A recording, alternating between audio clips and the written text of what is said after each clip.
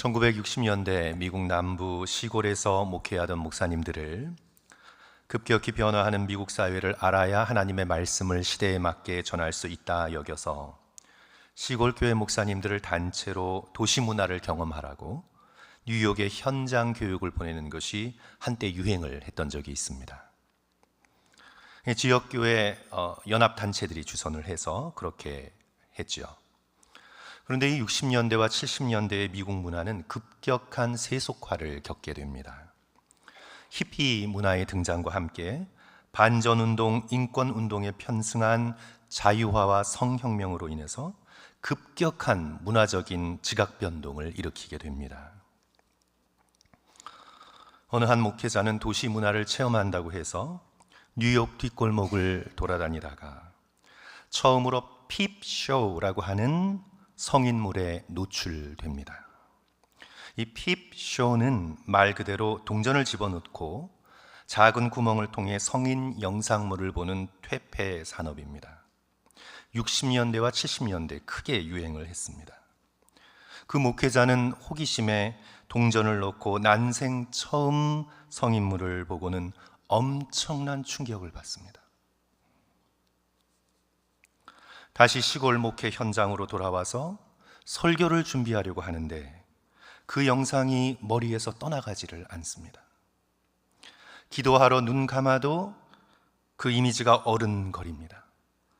주일날 간신히 설교를 하고는 월요일날 가장 가까운 도시로 가서 또 핍쇼를 관람합니다.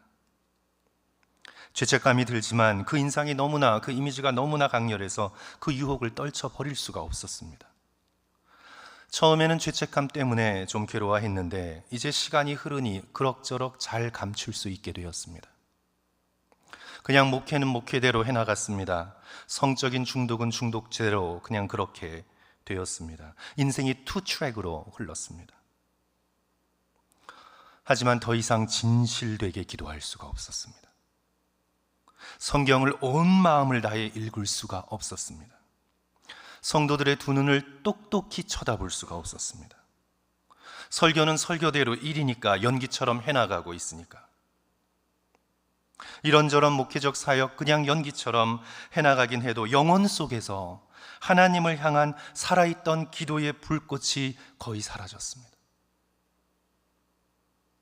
말씀에 대한 확신과 감격이 이제 거의 식어버린 상태가 되었습니다.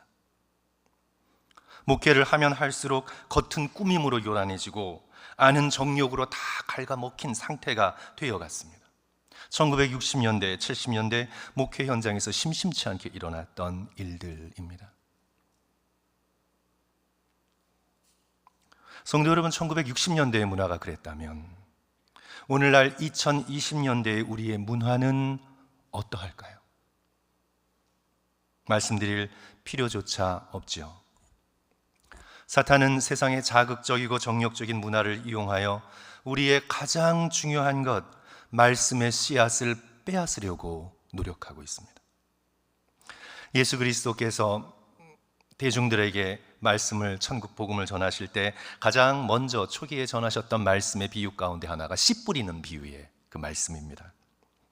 이제 씨 뿌리는 네 가지 비유가 나오는데 그 가운데서 길가에 뿌려진 씨가 나오죠. 말씀하시기를 마가복음 4장 15절 말씀이 길가에 뿌려졌다는 것은 이들을 가리킴이니 곧 말씀을 들었을 때에 사탄이 어슬렁어슬렁 와서 천천히 와서가 아니라 사탄이 어떻게 해요? 즉시 와서, 이 즉시라는 단어에 우리가 주목해야 합니다. 사탄이 즉시 와서 그들에게 뿌려진 말씀을 빼앗는 것이요, 사탄은 우리 마음의 천국의 복음, 하나님의 살아있는 말씀의 씨앗이 뿌려지는 대로 즉시 그것을 거두어 가기 위해서 혈안이 되어 있다는 그런 말씀이죠. 세상의 정욕적인 문화와 자극적인 이미지를 통해 우리의 마음밭에 뿌려진 말씀의 씨앗을 즉시 빼앗고 기도에 타오르는 등불을 즉시 꺼버리려 우는 사자와 같이 우리 주위를 돌아다닌다는 성경의 말씀입니다. 그래서 오늘 잠언의 말씀은 1절, 2절 이렇게 호소하면서 부탁하고 있는 것입니다. 내 아들아, 내 말을 지키며 내 계명을 간직하라. 내 계명을 지켜 살며 내 법을 뭐처럼 지키라고요? 너의 눈동자처럼 지키라. 다른 것들은 빼앗길 수 있어도 무엇을 지키라고 간직하고 있습니까? 무엇을 지키라고 말씀하고 있습니까? 무엇을 간직하라고 말씀하고 있습니까? 때로 재물은 빼앗길 수 있고 사람은 떠날 수 있고 심지어 건강까지 빼앗길 수 있어도 끝까지 지키고 간직해야 되는 것이 무엇입니까? 하나님의 살아계신 말씀의 등불. 그것을 너는 지켜내라. 내 아들아, 내 말을 지키라. 솔로몬이 전하는 하나님의 말씀, 내 계명을 너는 지키라. 마치 보석을 소중히 여기고 간직하듯 그렇게 하나님의 말씀을 빼앗기지 않도록 내 영혼 깊숙한 곳에서 간직하라. 그리고 더 실제적인 비유가 나오죠. 놀랍고도 아름다운 비유입니다. 내 법을, 내가 전하는 하나님의 토라, 하나님의 율법의 말씀을 무엇처럼 지키라고요? 너의 눈동자처럼 지키라. 우리 몸에서 가장 예민하게 빨리 반응하는 것은 우리의 눈동자입니다. 공이 날아오거나 돌이 날아올 때 제일 예민하게 반응하여 눈꺼풀을 닫고 고개를 숙이고 손으로 눈을 가리게 만드는 것이 바로 눈동자입니다. 눈동자를 지키듯 너의 삶 속에서, 너의 몸 속에서, 너의 영혼 속에서 가장 지켜내야 할 것이 무엇이다? 하나님의 살아있는 말씀이다.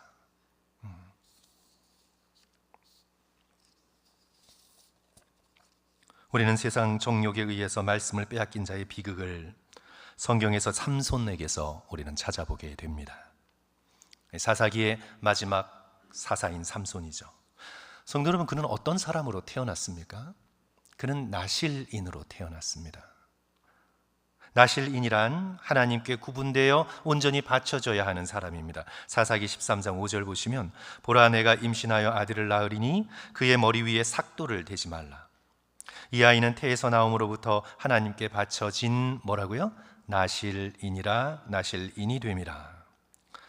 이 나실인의 규례는 부정한 것들로부터, 세상의 부정한 것들로부터 멀리하고, 특별히 이제 부정한 것 중에 가장 부정하다고 그 당시에 생각했던 것이 시체였습니다. 그래서 시체를 만지는 일, 그런 것, 삶과 하나님, 살아계신 하나님과 상관이 없는 죽음, 그런 것들을 멀리하고, 절대로 술을 마시지 말고, 일반 이스라엘 백성들은 술이 허용되었습니다. 포도주를 마셨습니다. 그러나 술과 독주를 마시지 말고 머리를 자르지 않음으로 인해서 이 사람은 하나님께 특별히 바쳐진 사람이라, 하나님의 일을 하기 위하여 이스라엘 백성을 위해 바치진 자라.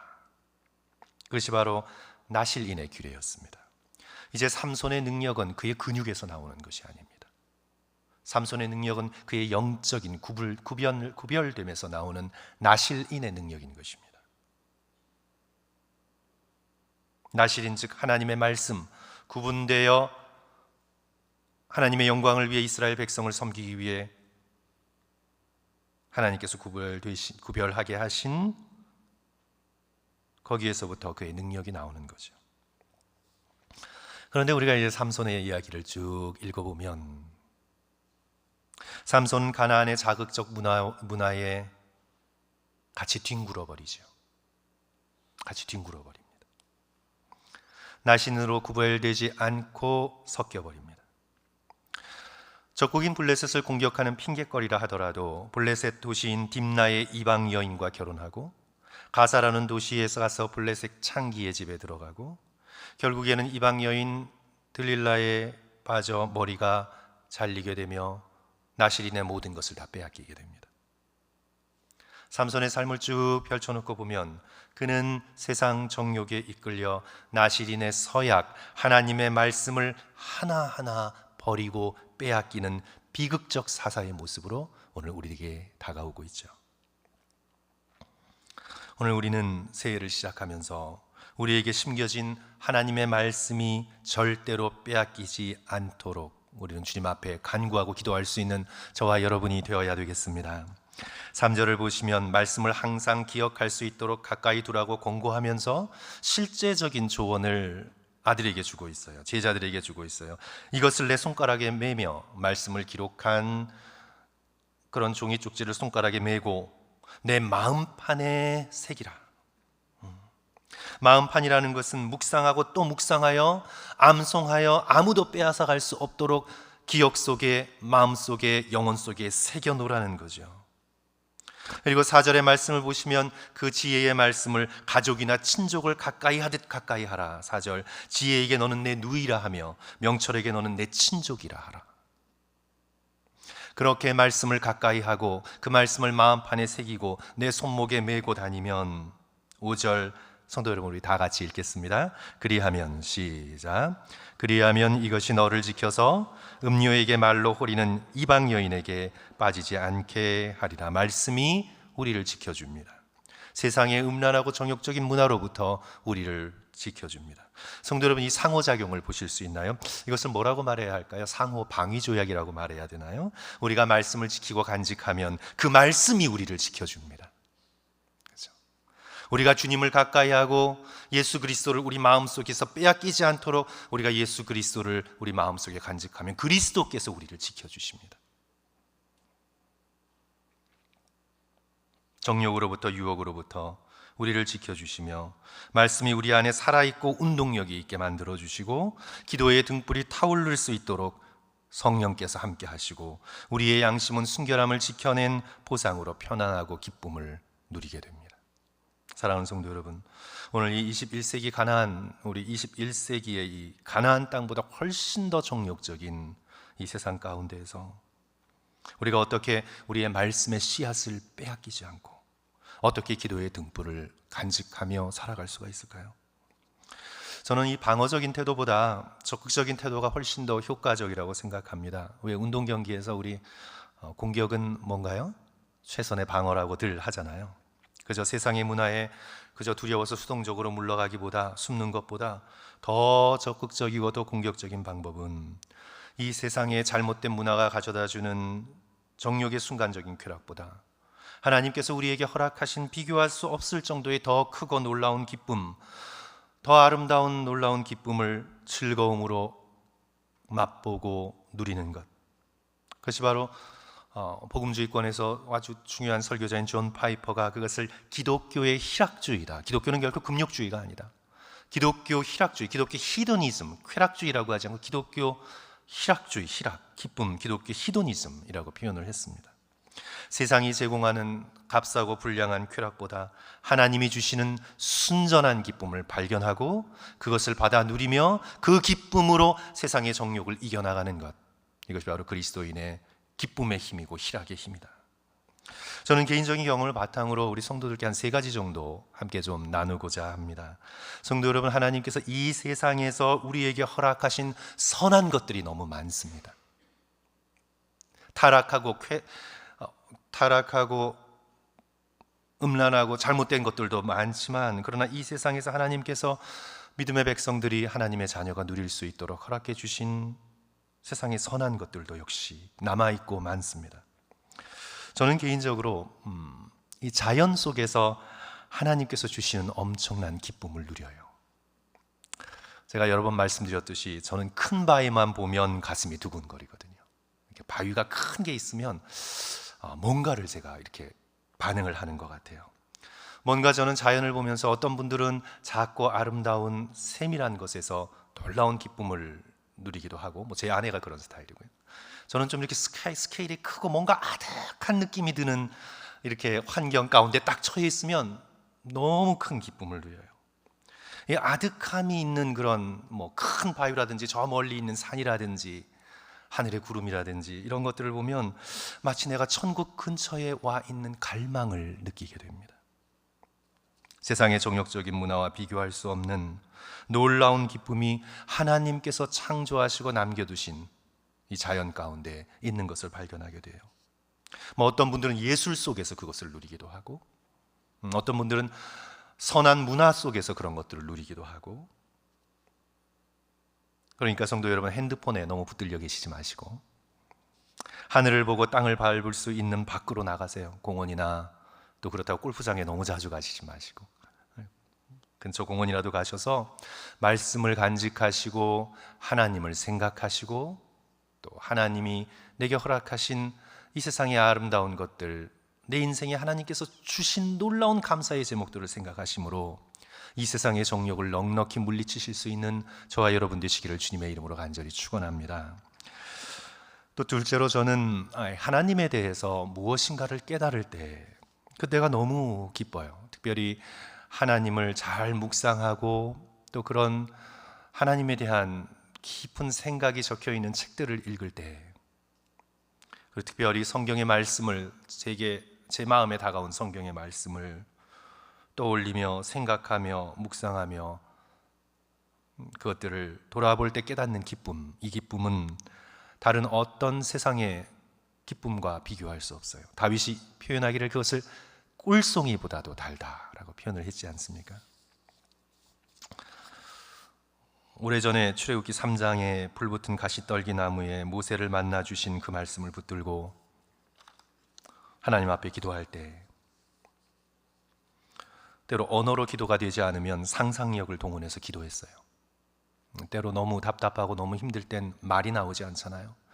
그때는 성경의 본문을 가지고 상상력을 동원해서 내가 마치 모세가 된 심정으로 메마른 광야 길 위에서 아무 소망도 없는 상태이지만 걸어가고 있을 때 모세를 가시떨기 나무 아래서 불꽃 가운데에서 만나주신 것처럼 그 장면을 상상하며 주님 앞에 기도하고 있을 때 모세에게 비춰주셨던 그 따뜻한 떨기나무의 불꽃을 내게도 비춰주셔서 주여 내 영혼을 다시 한번 뜨겁게 해달라고 하나님을 향한 간절한 기도가 회복되고 성도들을 향한 따뜻한 마음이 되살아날 수 있도록 주여 모세처럼 저를 회복시켜 달라고,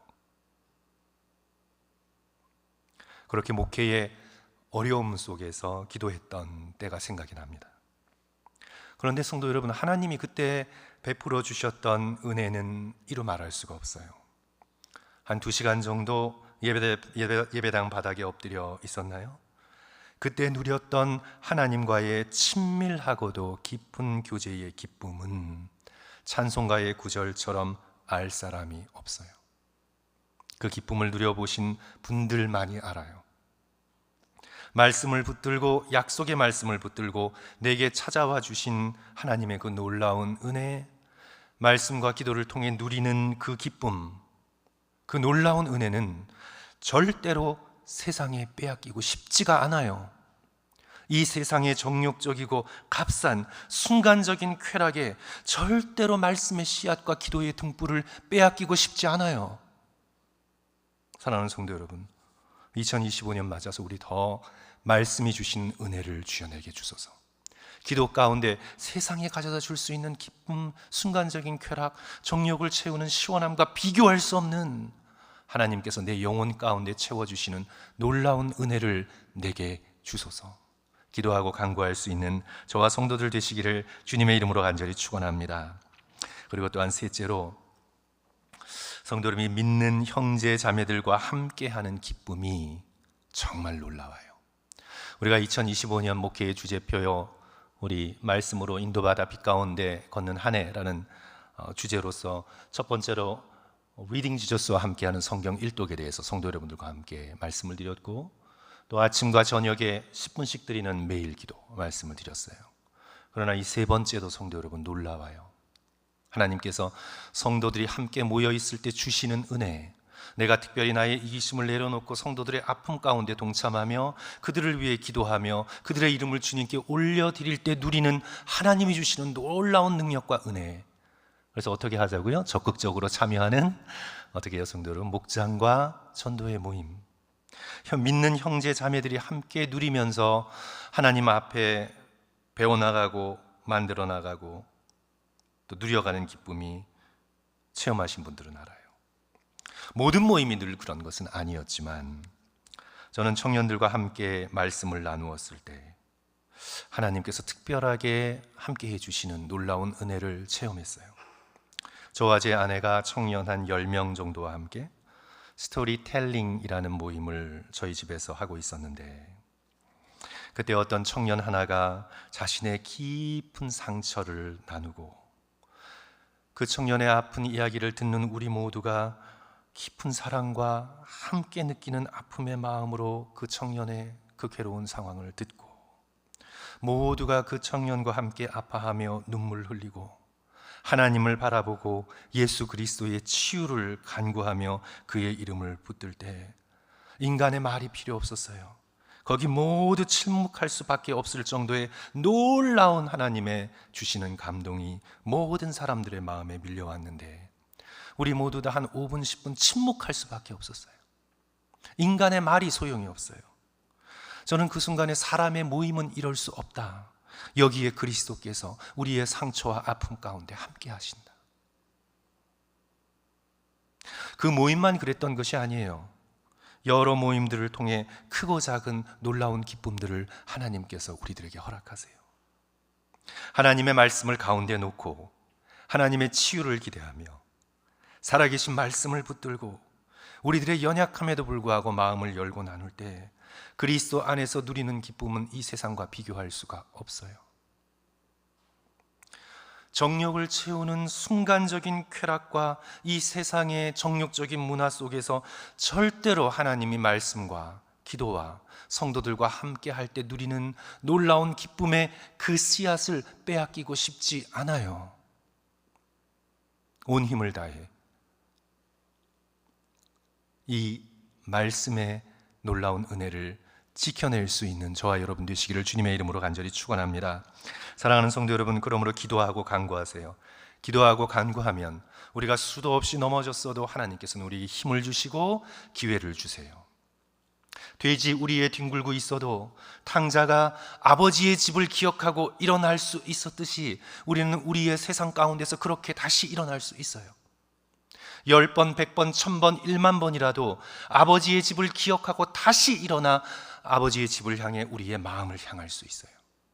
결코 포기하지 말고, 결코 좌절하거나 절망하지 말고, 우리의 육신에 붙어있는 정욕의 찌꺼기들이 여전히 우리를 공격하고 괴롭히지만 다시 말씀의 은혜를 붙들고 자리에서 일어나 하나님의 은혜의 자리를 향해 한 걸음이라도 움직일 수 있는 저와 여러분 되시기를 주님의 이름으로 간절히 축원합니다. 하나님께서 기도하고 간구하면 이제 일어날 수 있는 힘뿐만 아니라 걸을 수 있는 힘, 뛸 수 있는 힘까지 우리에게 허락해 주세요. 말씀을 읽고 묵상하며 기도하는 기쁨을 주님 제게 회복시켜 주십시오. 성도들과 함께 말씀을 나누는 즐거움을 누릴 수 있게 해 주십시오. 나의 신앙생활이 그저 연기가 아니라 참된 내 신앙의 중심에서부터 나오는 하나님을 향한 성도들을 향한 사랑의 고백이 되어질 수 있도록 주여 우리의 마음을 정결하게 해주시고 지켜주시고 힘을 허락해 주시옵소서. 2025년 정욕을 버리고 말씀을 따라 기쁘고 즐겁게 걷는 한 해가 되도록 성령이여 나를 도와주소서. 이렇게 간구하는 저와 성도들 되시기를 주님의 이름으로 간절히 축원합니다.